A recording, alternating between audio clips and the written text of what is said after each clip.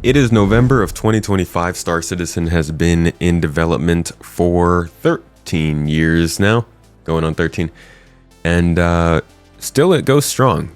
It's funny because a lot of times people will ask, why are folks still giving them money? And many times people are convinced that it's like the same group of 2,000 people giving money for the last 12 years.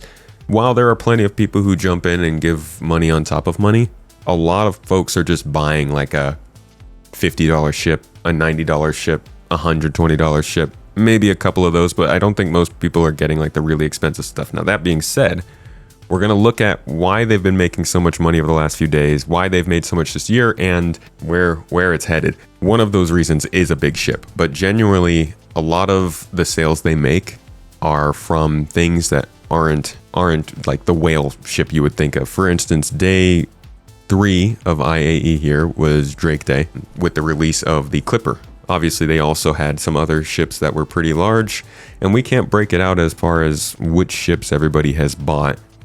But I would bet that by the reaction to the Clipper's release, a lot of people bought that, and that is putting in a lot of money into the game. But that's not why they've been making money all year. Now, if you look at their overall trend of funding, as we've seen, this is actually citizens. So we're looking at new accounts made, new players joining the game here. It was relatively, balanced up until about 2020. 2016 was a pretty big year, but up until 2019, things were pretty much level. You'll see this in funding as well as in the citizens. But in 2020, they added baby persistence and the pandemic took hold, so a lot more people got eyes on the game. And when people get eyes on this game, as much as you may have heard on the internet, a lot of those people get convinced to give it a try.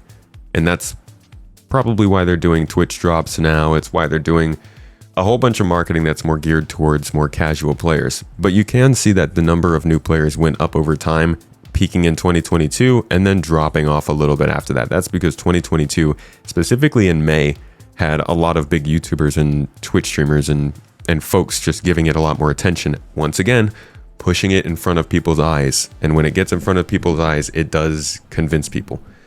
But let's look at the money. So from the money side of things, you can see that it was mostly the same. Going up to 2016 and beyond, everything was pretty much stable. They were doing about the same amount every year.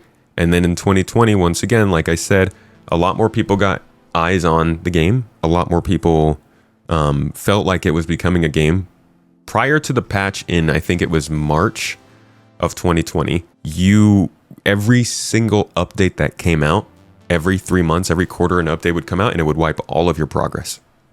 And that really threw people off. Nobody wanted to go into the game. And let me just actually, let's take even a further step back. I'm sorry, I'm getting ahead of myself. In 2018, I think a lot of people look at Star Citizen, and because the first things you hear is that it's been in development a long time and it's taken a lot of money, people believe that it's just been like a linear path. But if you go back to like around 2019, this is the very first time we could even see an inventory. This is not the inventory that we have. This is the inventory.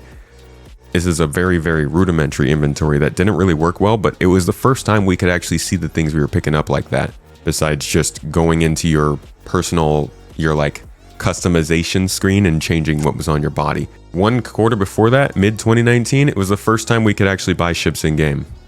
Now you couldn't find a ship and keep it for yourself. You couldn't unlock a ship through some mission giver or Wicklow. You only had access to the things that you purchased. It was all real money, and that made the game feel incredibly like it was just buy to play.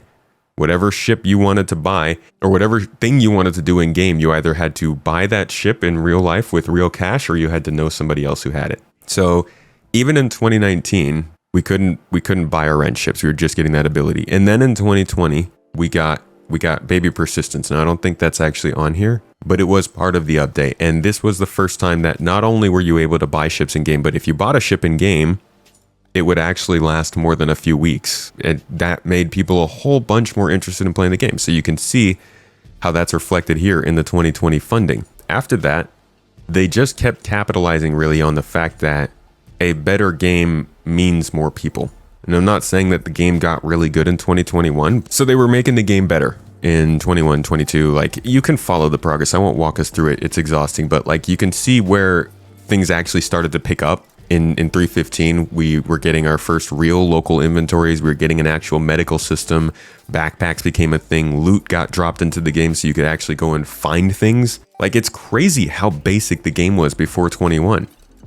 Before 19, really. Just up until this period of time, you can tell very, very clearly that the game took a step up around this time and started to focus on the things that people cared about. Actually being able to get ships, progressing in the game, maintaining your stuff, having an inventory to look at your stuff, even just like missions to run and things to find when you run those missions, all came around this time. Now, continuing, you start to get into kind of the thick of it with 3.18 and the lead up to that. The cargo system refactor was a big one. Server meshing, obviously, persistent entity streaming. All of these things were topics of conversation. They were points of interest. They were the focus of development at this time.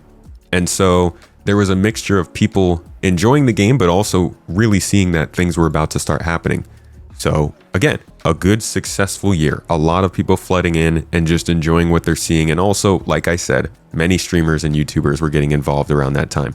2023 comes in and server meshing is like really getting close, it feels like. So again, people are excited. There's a lot of anticipation. We're waiting. The cargo refactor is ongoing. Tractor beams are getting updates. Things, once again, that people care about that changes the gameplay were being worked. So all that hype and all that progress made 2023 the best year ever at that time. And then 2024, you guys know that well. Once again, a year of waiting for server meshing, but ultimately a fairly painful year, not gonna lie. And I think 2024 just did good because once again, there was a lot of hopes and focus on the idea that something big was happening that year. It was the first time we saw fauna.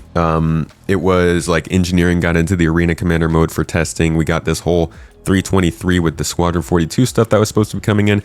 But honestly, CIG made everybody think that 2024 was going to be a bigger year than it was.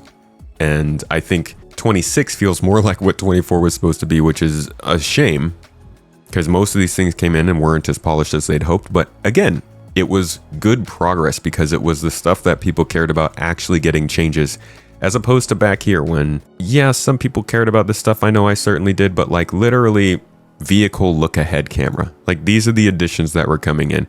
A single mission would get a whole card on the roadmap. Being able to punch people. These aren't things that were really changing the game that much for people. You did get planetary weather effects and stuff like that, but gameplay wise, that really didn't start to come about until up here.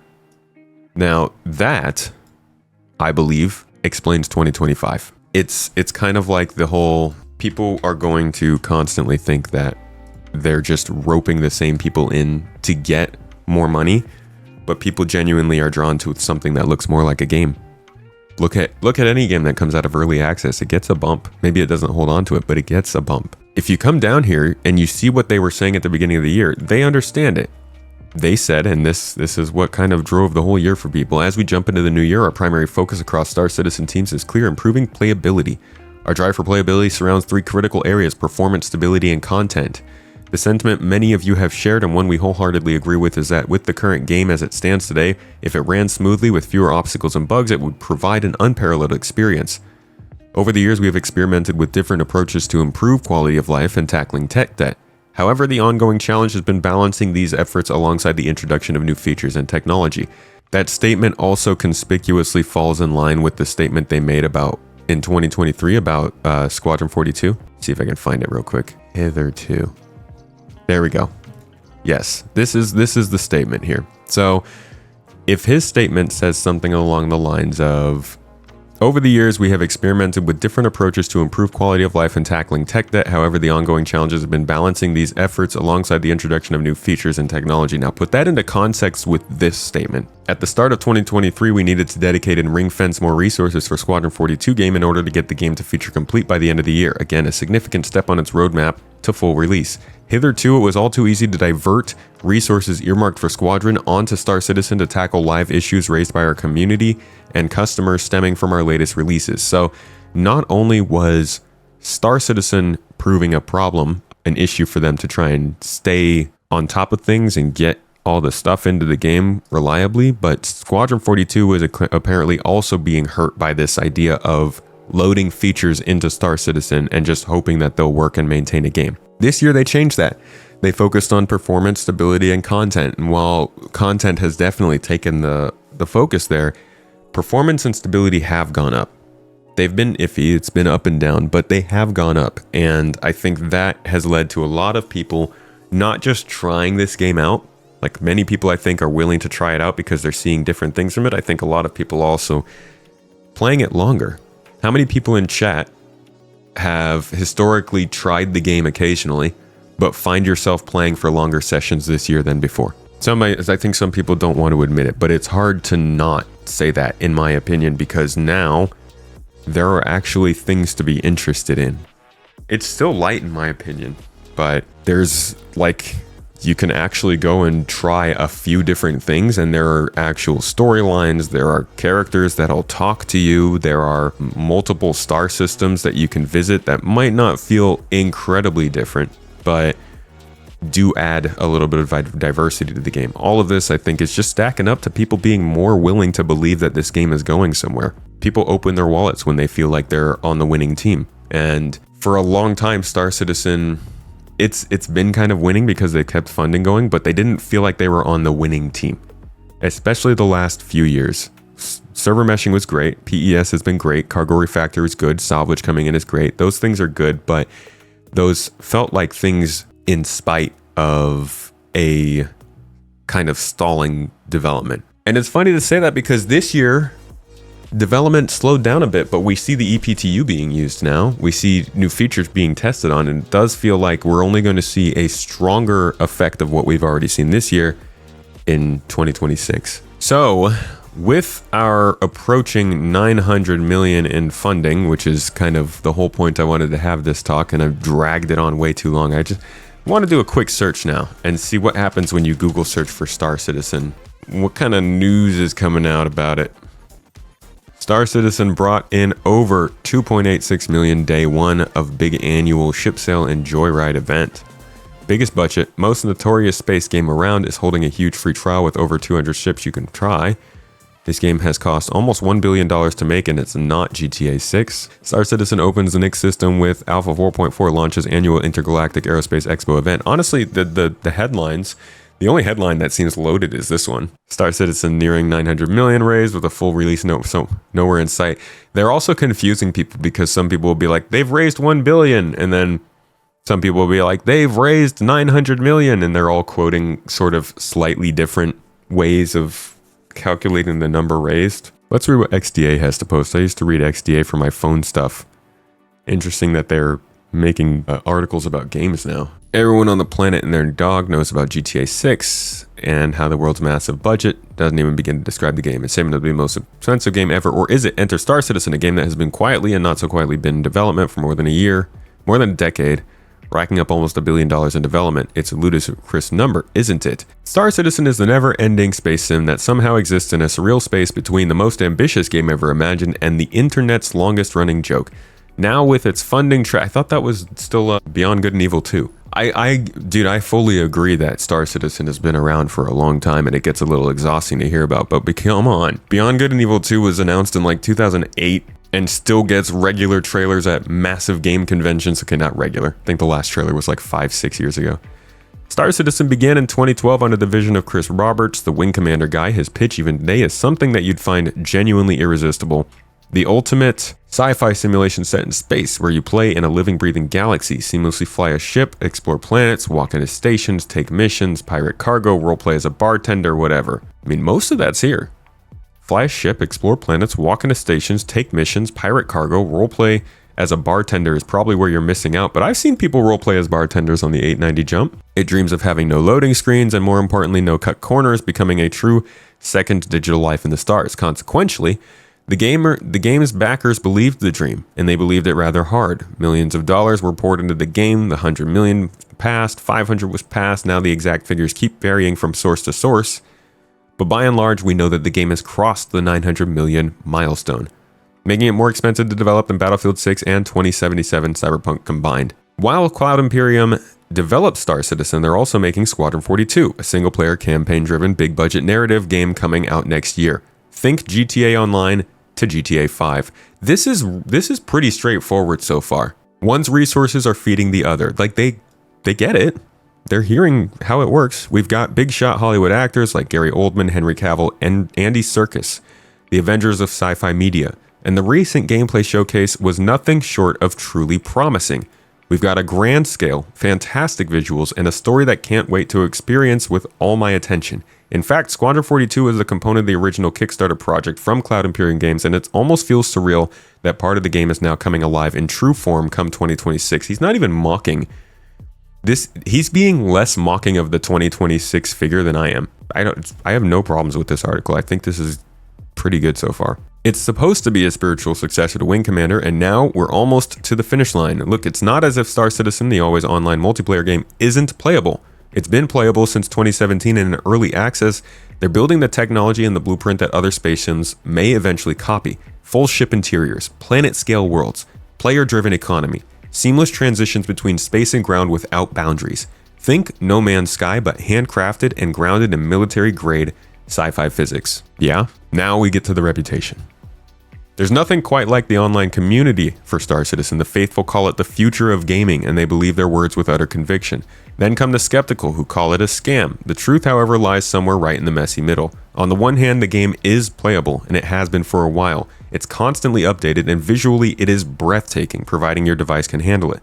On the other hand, though, the game has become synonymous with delays and feature creep. Not wrong. It's also almost become a punchline at this point.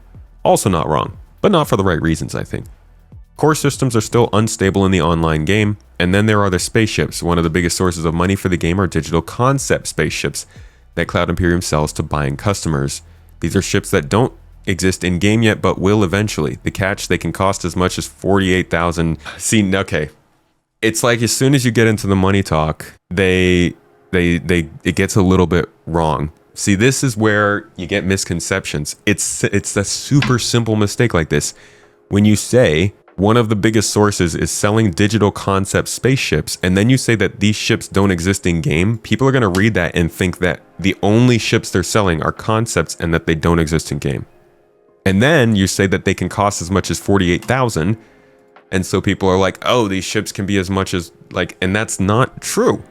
48,000 buys you every ship. So I think that's this literally, if they did not have these two sentences in here, at least so far, then the article's pretty spot on. They continue by saying, and that's the problem, Star Citizen has raised so much of its money, but not by selling the finished dream, but rather by selling parts and pieces of the dream as it's being built. That's true. It's deeply controversial, even if I might be inclined to begrudgingly call it bold and creative. The roadmap is an absolute mess and a roller coaster that has overstayed its welcome while the operator refused to let you off or slow down. Yeah. And yeah, I mean, it's not a CIG idea to make the whole package with all the ships in it. People just didn't want to have every ship on there as a line item in their hangar, so they could just trade everything in and buy the one big thing with all the stuff. But you can't explain that every time somebody reads $48,000 for a ship and makes its way into the article. He says, I'm not going to pretend that GTA 6 and Star Citizen could ever be compared one-to-one. Both games are two of the biggest budget titles ever, and they've both become cultural well before launch. Rockstar's upcoming title has almost 3 decades of legacy behind it, and it's driven the whole "we got this before GTA 6" meme all over the internet. Then there are the Scam Citizen allegations and taunts that run amok all over Reddit. Are they both overambitious? I think so, certainly. But still, GTA 6 will ship on a disc on a fixed day full game. Star Citizen, on the other hand, doesn't feel like it believes in finished. I like to think of GTA 6 as a skyscraper, even a city block, if you will. Star Citizen? That's more of a cathedral, constructed over generations by believers who may never even remain to see it reach completion, if and when it ever does. You know what? I'll take that. It's kind of a Sagrada Familia situation, where it is very much being enjoyed in the moment while it's being built. People are visiting it, people are trying it out, it's being funded by those same people, but it is not finished. And a lot of folks have been reserved to basically being like, well, it's the building of this thing. That's what I'm enjoying. That being said, it's definitely noted that Rockstar's upcoming title has almost 3 decades of legacy behind it.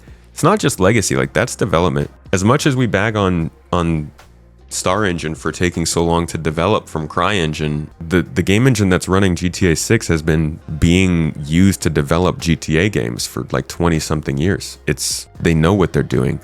They have the documentation. And even when they need to make something new inside of that engine, they understand better how to do that and how it works. CIG got lucky because they got to buy up a lot of the original devs behind the CryEngine, but it's not quite the same. He finishes off by saying, honestly, it seems like the closer Star Citizen gets to 1 billion, the less anyone seems concerned about the finish line.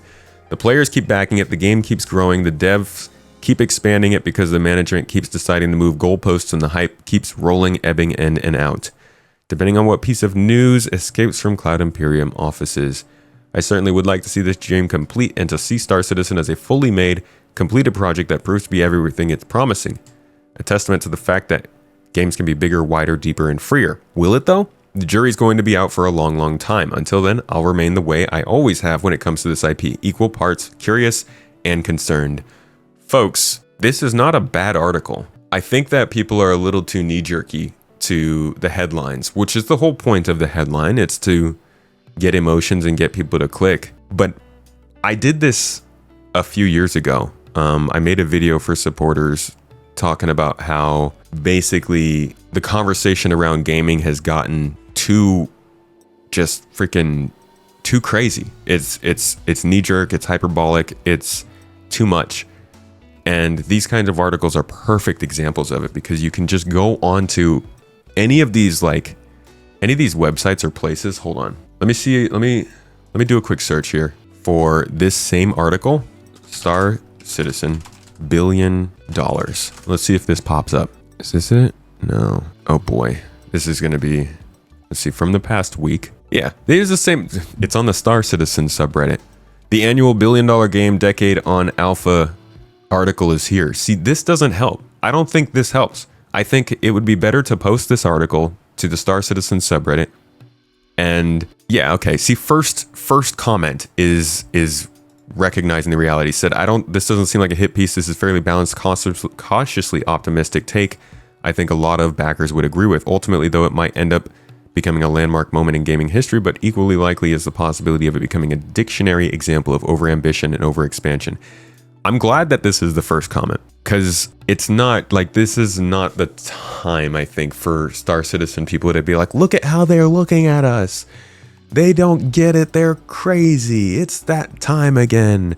I think it's better to acknowledge the articles and pick up on the things that they say that are true and that exist and try and get those into these conversations. I'm a little worried for our health as to which thread I actually click into on this. So this is an article pointing at the Gamer. Honestly, I read the Gamer. I think it's a pretty good production. Let's see. After cruising past 800 million, Insider Gamer reminded us it's probably about time we checked in on how full Star Citizen's piggy bank has been. Turns out it's at 900 million. Crazy. When people were saying that the project was going to die a year ago. While the numbers are a little shaky as studios don't tend to shout from the rooftops, this makes Star Citizen one of the most expensive games ever made. Based on the little information we had, it's currently third behind Monopoly Go and Genshin Impact, both of which have spent more due to the massive amounts of money needed for their never-ending marketing campaigns. I wonder how that goes down. It's nice that these game companies spend more money than ours, but they're spending it on marketing instead of development. I guess ours goes towards marketing too, in a way. They make other comparisons. So this article is talking a lot about the money. We're almost all the way, even though Star Citizen isn't finished, doesn't have a release window. Cloud Imperium still plans on launching a standalone single-player spin-off in 26. That'll be something, but I'm sure there are so many people anticipating that launch. Sure, there are as many people anticipating that launch as there are Star Citizen fans who just wish the team would focus on finishing the actual game. They just added a new star system.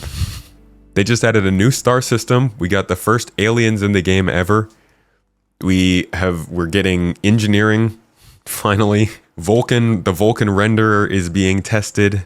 Server meshing just started. What the actual does it mean to finish the real game? People keep saying this as if they're not adding things that are literally running the game. I don't get that, man. I get saying that not enough is happening. I don't get saying that the team isn't focusing on it. They won't shut the up about some of these things, dude. I'm sure most people, I think, are really tired of hearing about how much they've been building engineering and just want to play it themselves. He said there's potentially a light at the end of the tunnel. While it is far from a like-for-like comparison, Escape from Tarkov launched on Steam last week, a game that has been in its testing phase for a whole year longer than Star Citizen. It hasn't had the greatest start to 1.0 life, pulling in half the players count that it's a duck-based spin-off. I mean, this just goes to show that, like, talking about the time a game has been in development it's not like the end-all be-all. To be fair, Genshin Impact pulls in 0.4 billion in a year, 1.8 billion, 1.9 billion. Geez, so the marketing does work, huh? But yeah, this article is not as well made, I think, as the last one, which was informative. This, I think, is more the article people are talking about. It's basically just a focus on money, which, cool, great. I can explain that to you in a couple sentences. They've spent too much money for what they've done. This is because it's been freaking hard. They've made wrong decisions, they've bloated their features, and they've promised too much and spread themselves too thin.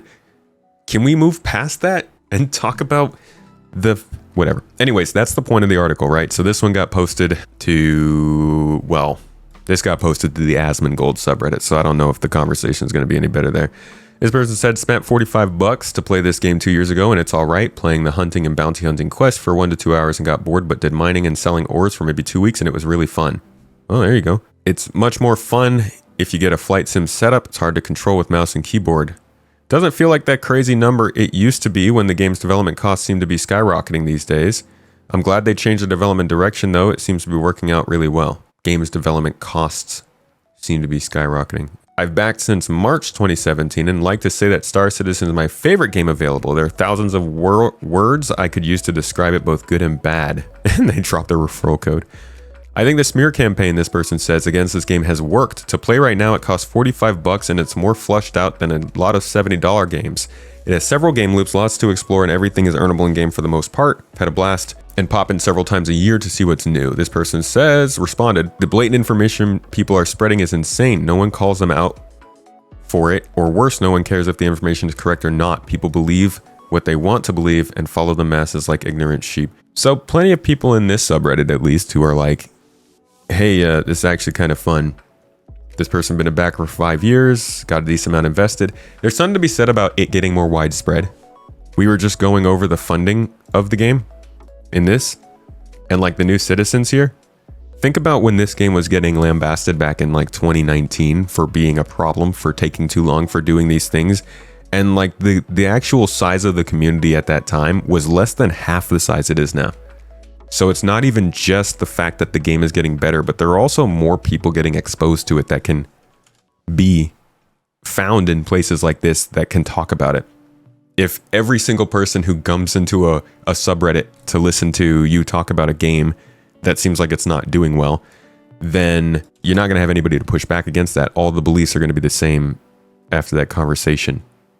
Sorry, I know I'm getting really deep into this, but I think this is one of the most interesting parts of Star Citizen, is watching how the understanding of it is going to be changing. Asmon actually likes SC. He understands the undertaking involved. Oh, I know he does. What I've learned is that Asmon kind of reflects his fans, but for a large part, it seems like Asmongold's fans, the conversations can get pretty wild. It doesn't look like there's too much other conversation about these articles coming out just yet. It's going to be a little bit. It'll probably be like this week that they come out, since we're going to hit 900 million probably today. But that's just a little look at the why we're here and what people are saying about it and all that jazz.